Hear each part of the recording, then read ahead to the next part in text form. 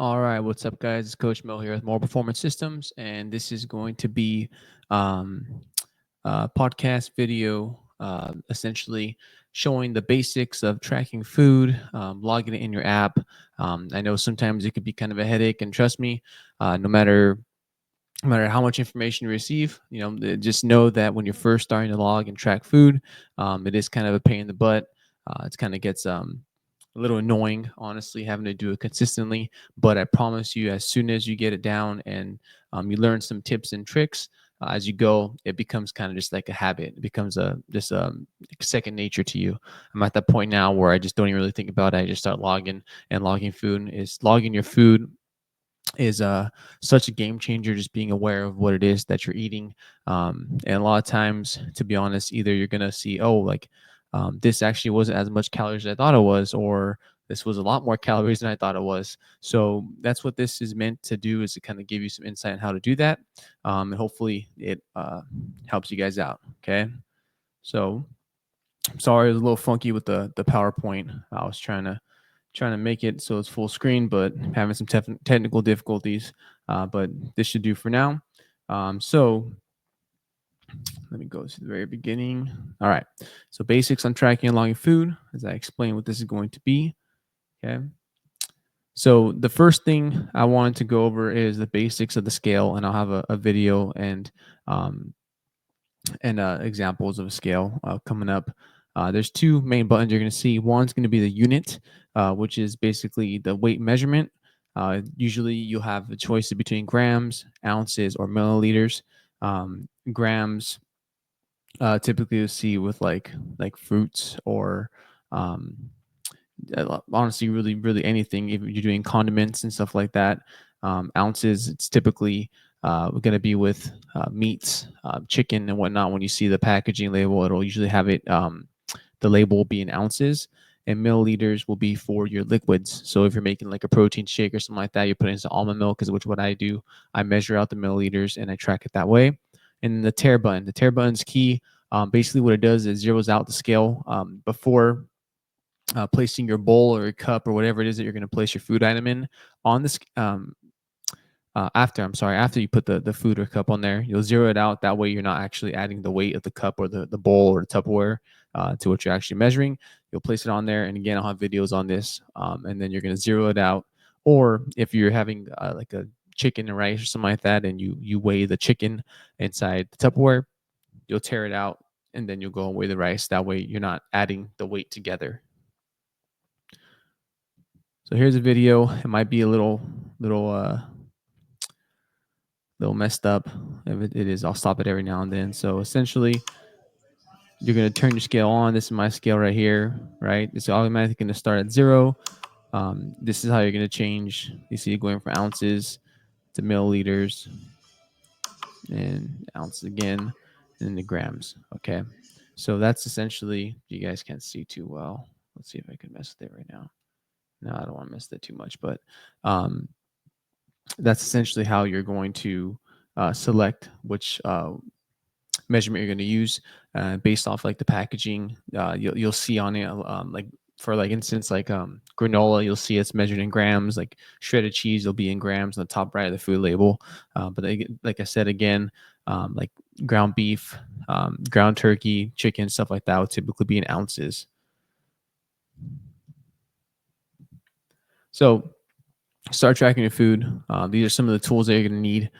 First, you're going to need an app. I personally use Macro First, or MyFitnessPal as well. It does just fine. I like Macro First because it does have a feature where it's a free barcode. The barcode is huge. You get to just scan food as you go and then input the quantity to the app. MyFitnessPal is pretty big. I used it for a while, and then I just nothing against it. I just happened to stumble across Macro First, and I've been using it ever since. It's really simple. MyFitnessPal works just as great, but either way, it'll be good for you. Okay. So obviously we talked about it. You're gonna need a scale. Food scales are relatively cheap. Get them at Target, Walmart, whatever. You may see them sometimes at online at Amazon.com. that'll be an easy place to grab one if you need one. And then measuring cups, for people like to cook, my bakers and whatnot. I personally don't use measuring cups a lot. I usually just weigh out everything, but you can use them as well, especially if you're doing like seasoning, salt, or whatever it may be, pepper, whatever it may be. You could use that to start tracking your food as well. Okay. Go to the next one. All right, so here's some videos basically on how to weigh food. This is what I talked about when I was mentioning that you want to zero out the scale. Um, so if you look at this video right here, placing the Tupperware on there. Sorry, I know it's kind of clunky, right? So right now the scale is showing 2.3 ounces, right? I think I'm going to measure some ground beef right here. So what you do is as soon as you put it on there, you're going to press that tare button. You can see me doing right there. So now it's showing 0, right? Because I don't want to add that 2.3 ounces. I want to get an accurate measurement of how much food that I'm putting in there.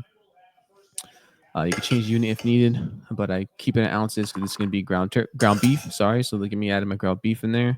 Um, Again, those videos kind of jumping around a little bit. Sorry for that, but hopefully you get the point. Um, Go in there however much you're gonna want. There is some consideration as well with the ground beef being cooked prior, but there's a slide for that as well with tool tips and tricks later. Okay, now obviously more than likely you're not just going to eat ground beef by itself. I typically do like jasmine rice or something like that. So what you do is once you're already started weighing out the ground beef, you're going to hit the tare button again, right? So now let's pause it on time. Now it's at 0. I don't know if you could see, sorry. Now it's going to be at 0. And for this particular instance, I was going to add some cheese, just kind of as an example, not like particular any type of meal. But what you didn't see is when I hit the tare, it was at 0, and then you could do it before or after. You're gonna go and you're gonna hit the unit button because the cheese you can see right here. You can see right in the top right. You kind of see in the top right here. It is measured in grams. So you change the unit to grams when you're gonna add the cheese. So you can see right about there. Yep, boom, there it is, clear view. So 28 grams is 45 calories. So I change the unit to grams on the scale, and then I'm going to just log it from there. Okay, so you can see briefly it was about 14 grams of cheese that add to that. Okay, now this next one is actually pretty cool. A lot of people don't realize you can actually use your scale to measure liquid as well. So this is in this example, I'm gonna do a glass of milk. So what I'm gonna do is I'm gonna open up my app again right there. I'm using Macro First, but you can use MyFitnessPal as well. But I do think that they charge to use a barcode. I'm not too sure on that. Last I checked, they did. Macro First is free. So I'm scanning the milk. It's gonna be right there, popped up. What I'm gonna do is it's gonna be in milliliters. A lot of liquids you'll measure in milliliters. So in the app, you'll change the unit measurement. It'll start like a gram or something like that. Change it to milliliter. You're gonna weigh out the milk. Again, tare out the scale. Once the cup is on there, throw your milk in there. In this particular instance, it was 145 milliliters of milk. So then I just go into my app and I log serving size is going to be milliliters. See right there, you can see the ml right there in the corner, and the amount of servings is going to be 145. So sometimes you'll see like serving size. That's kind of a little bit what I ate earlier. It'll be you'll put like just 1 milliliter on serving size, and then you'll pick 145 of that. Sometimes it'll be like whatever's on the package, like the cheese earlier saw like the serving size is 28 grams. You'll have the option to choose the 28 grams. But then if you press like put 2 servings of that, well, then it's going to be 56 grams that logs. So what you want to do is change that serving size to just 1 gram, and then you choose how much grams that you actually ate.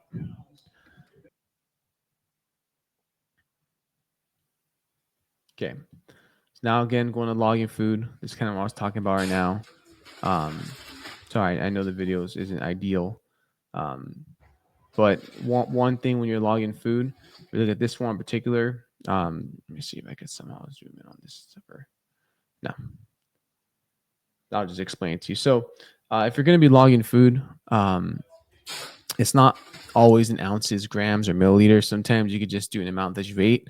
I do it particularly with um, my fruits.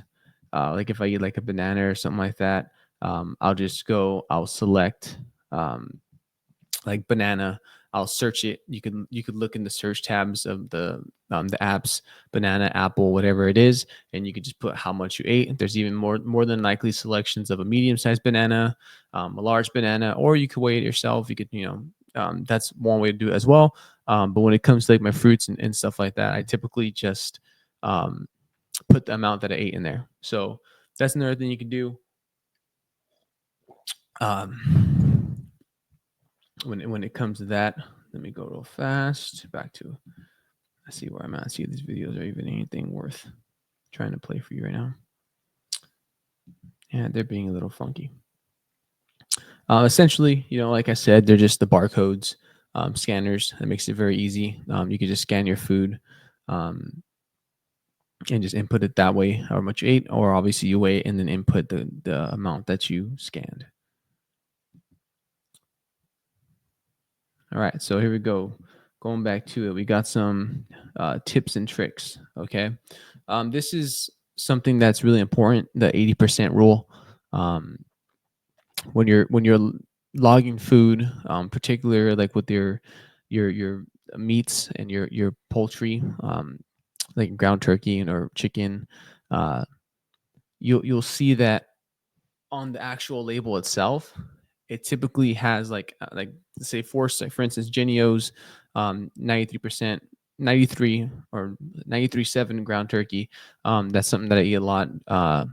On the back, it typically shows 4 servings of 4 ounces per container. But what you gotta remember is that when a lot of these foods in the packaging, the ounces and the amount of calories it's showing per the ounce is based off of essentially the weight of that food at its as it's raw, right? Before it's cooked. When you cook food, it actually loses weight. So you got to take that in consideration, because if not, let's say it says 4 ounces is 100 calories, and then you cook it and weigh 4 ounces, you're actually eating a little more calories than 100 calories because um, that is 4 ounces before it's cooked. So a good rule of thumb, it's called the 80% rule, is something that I have used, measuring when I cook my chicken or meat or ground turkey. Um, Essentially what it is that you the food will lose 20% of its weight once it's cooked. So what you'll do is right here, there's a little formula for it. Let me see if I can open up bigger so I could see it myself. Um, what it is amount of the however much the weight is cooked. So let's say you cook some ground turkey, and you weigh out 4 ounces of it that you're going to eat. You'll multiply that by 100, and then excuse me, and then you'll divide it by 80. So in this particular uh, example, 4 ounces of cooked ground turkey times 100 is 400. 400 divided by 80 is going to be 5 ounces. So what you're going to do is um, you're going to log that 4 ounces actually as 5 ounces if you're scanning the label. So what you do is you'll scan the label of the ground turkey, um, and then you'll cook it, right? It's going to be 4 ounces that you're gonna weigh in, and then that's actually going to be 5 ounces that you track. So here's a little video right here. Hopefully this kind of clears up a little. This is from something I did earlier actually. Let's see if it plays. So right here you can see I got 6.2 ounces of ground beef. Okay, but it's cooked already. So this is the 91.9 ground beef from Costco. So I want, and then once you scan food once, it usually stays in your app history. So what I do is go to my calculator. I'll input 6.2, multiply by 100, and then divide that by 80. It's going to give me 7.75. So although I weighed 6.2 ounces, when I log it, I'm inputting it into my app as 7.75. Okay, that way I'm still within the calorie. Hope that makes sense for you guys. Okay. All right. Some other tips and tricks for um, for tracking food is play with the numbers of food prior to weighing and eating it. Eating if you only have a certain amount of calories left. So let's say you have about 100 calories left for the day, and you want a little snack, and you got some yogurt or whatever it is, some Greek yogurt, whatever it may be, um, and you don't know how much to eat. Just play with the numbers a little bit. Just scan it. Input no an amount. Let's say uh, 75 grams or 20 or 50 grams, whatever, and just input till you see how much would 100 calories of that would be, and then eat that. Um, so you don't have to, log it after it's eaten. You could, play with the numbers a little bit, log it, try to find how much you should eat just to hit your calorie or macro goal, and then use your scale after that to make sure that you accurately eat it. Okay, so that's one tip that I give people. Um, um, Another one too that's on here is just obviously when you're meal prepping, do it before first thing in the morning or before the week starts and kind of takes off. Meal prepping is huge, and like I said, you could even before you weigh it out and everything, you could play with the numbers a little bit. Just kind of input it theoretically what you're going to eat, and see what it is that you have to eat in there, and then to eat to hit your macros and calorie goals, and then just weigh it out in that order. So let's say you need like X amount of protein, and you're playing with the numbers. Okay, well if I eat 5 ounces of ground turkey, then that's going to hit that protein goal. Perfect. Then go ahead and just weigh out 5 ounces. Um, so you could play with the numbers um, before you're actually inputting it onto the scale. That makes sense. Hope it makes sense. Now there's a fist palm method. That's a intuitive eating. It's good, especially if you're first starting tracking. You don't want to overwhelm yourself with too much details. I know it's kind of a pain in the butt. Essentially, you do a fistful of carbs, fistful of veggies, and a palm full of protein. You're using your hand to measure out the portion sizes, and you can still track and weigh them after that, but just kind of eyeball. Use your hand if you want, but um, to measure out portion sizes and just kind of portion control. It's more like intuitive eating, what they call it. Um, and that can kind of help you too, especially when you're starting as far as just making healthier choices. Um, I would still, honestly, I mean, the whole point of it is to kind of intuitively eat, not have to worry about tracking and weighing the food.